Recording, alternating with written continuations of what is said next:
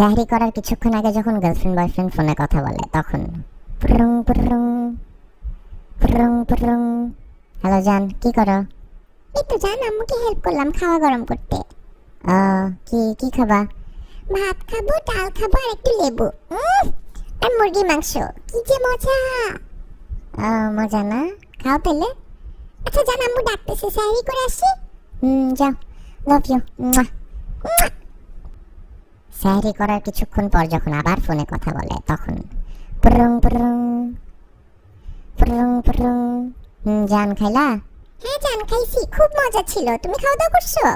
হ্যাঁ খাইছি, নামাজ পড়লাম। তুমি পড়ছো নামাজ? হ্যাঁ জান পড়ছি। ঠিক আছে, কি করবা তাইলে? সকালে ক্লাস আছে না তোমার? যাও ঘুমাও, সকালই তো হয়ে গেছে অলমোস্ট।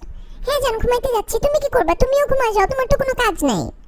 হ্যাঁ আমি একটু ফেসবুকে মেসেজ চেক করে ঘুমায় যাচ্ছি, এখনই ঘুমায় যাবো আর 5-10 মিনিটে। আচ্ছা ঠিক আছে জান, রাখি তাহলে। Love you. এইটা কি করলা?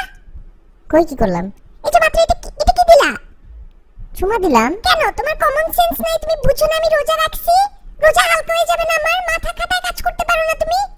আরে আজব, একটা চুমাই তো দিলাম। সারাদিনই তো দাও, মন ভরে না? সারাদিন দিয়ে তোমার মন ভরে না কেন? তোমার এত চুমা দিতে হবে কেন ফোনের মধ্যে? ফালতু যত সব, আমার রোজাটাই হালকা করে দিলা। ধুর।